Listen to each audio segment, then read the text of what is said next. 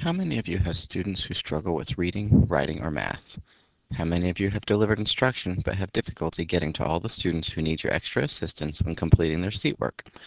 After all, we know that practice doesn't help if the student is practicing independently and getting the answers wrong. Our students need immediate feedback on their performance so they can correctly apply their knowledge. We know that many students on the bubble of achievement could be bumped up to the next level if we could just spend a little bit of extra time helping to monitor their skilled practice and tailor further teaching based on each performance. What if I told you that we had software that could provide that feedback to our students during their practice, monitor their performance, and move them through practice activities based on predetermined performance criteria? IntelliTools Classroom Suite has templates in the area of reading and math that are easily customizable by the teacher and can be built into a unit that flows based on student performance against parameters set by you. The software contains templates in reading that cover many component skills in the area of phonics and phonemic awareness, while the math templates cover concepts ranging from basic counting through multiplication, division, fractions, and decimals. For the most part, we generally state that the software covers many basic reading fundamentals for kindergarten through second grade in the area of reading, and continues forward through many fourth grade concepts in the area of math. Now, it's very important to note that the software does not teach the student the concepts. It has great video and audio directions that show how to use most of the activities and can immediately give the student performance feedback on their answers. It is imperative to understand that the skills being practiced on the computer must still be taught by the teacher. In addition, performance data collected by the computer must still be reviewed by the teacher to ensure that the student is mastering all concepts as desired.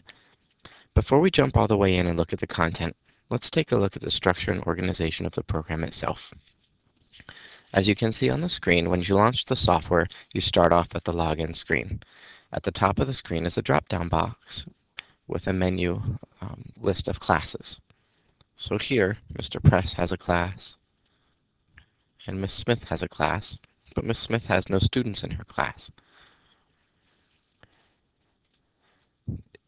When you're ready to log in as a teacher, you need to select all users, because a teacher would not be listed in their own class. So for this example, I'm going to log in as a teacher so we can see what it will look like when you log in.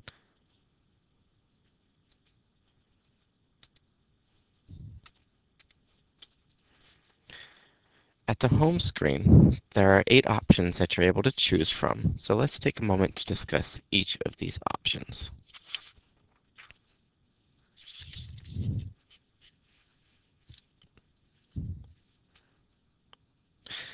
The top left option is templates. These are the pre-made templates where we make activities from. As noted before, there are templates for many areas, including early learning, reading, writing, and math. Each of the templates offer different options which we'll explore in subsequent videos. But for quick reference, in the early learning folder, you'll find templates related to these subjects: two-choice test taking, easy explore, covering concepts such as colors, numbers, vocabulary related to size and movement. Errorless writing is the beginning of some sentence starters and sentence finishers that allow you to model sentence structure. Left-right is for switch users and maybe discriminating left-right as words, and a puzzle activity. When we take a quick look into the reading folder, you'll see there's several assessments up front that cover letter recognition by name and by sound, sound fluency identification, and the response latency assessment, and phonemic awareness. You can see several different activities there, and we'll go in depth in these in a subsequent video on the reading templates. And phonics has further activities that incorporate more of the letters visually into the activity rather than just their sounds.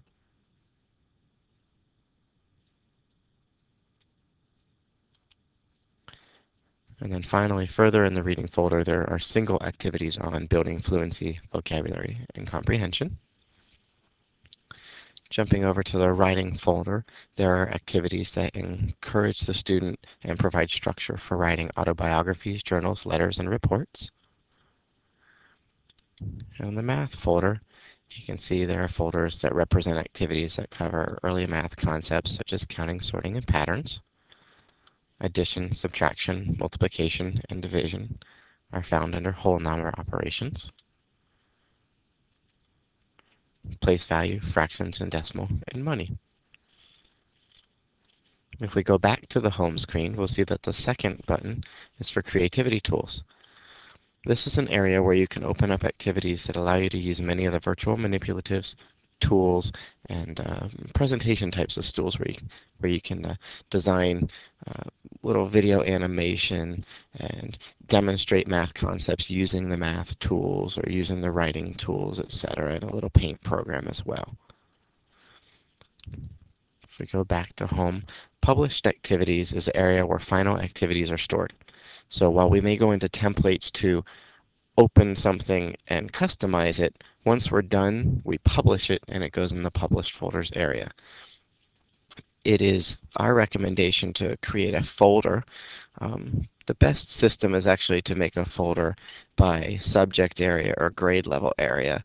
The second best system would be to create a folder with your name on it and then be able to save all of your activities inside of that folder.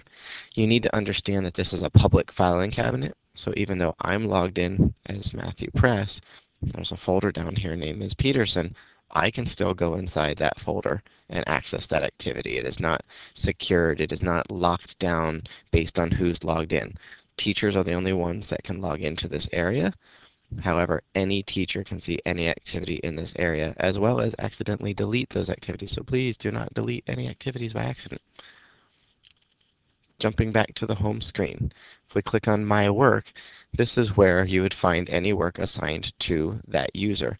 I assigned myself an activity so I could play with it before assigning it to a student, so you can see this is where that resides. When you move over to the top right area, if you click on Assignments, this is where teachers go to assign work to your entire class or to individual users. The students that are in my class, you can see all students in class Mr. Press are listed right here. And this is what I would do if I wanted to add students, is click on them and go through that adding process. It also includes the link for building a unit, and that's what allows you to put together a group of activities into kind of a packet that flows, and you get to set the parameter of flow, whether they go through the first activity and the second activity and the third activity, or maybe if they do really well in the first activity, you might have them jump to the third activity because the second activity would be too easy for that student. So you build that flow in the unit builder. Moving on to view reports, this is where the computer automatically generates reports on completed activities, and it stores them in a folder for that teacher to see. So any of my students that have completed work, it creates a folder for them and then places their reports in there, and then this would be a report on myself actually for that activity that I assigned. If we move to portfolios, you'll see the same kind of structure, but rather than the actual report itself, you'll see the actual completed activities. It doesn't store every single activity, or only the ones that might require the teacher to go back and look at the individual work. So, for example, in this particular activity, the student has to record themselves saying these sight words. The computer does not evaluate the student's performance on reading those words, so it stores the file here, and it would be the teacher's responsibility to go back and listen to these recordings.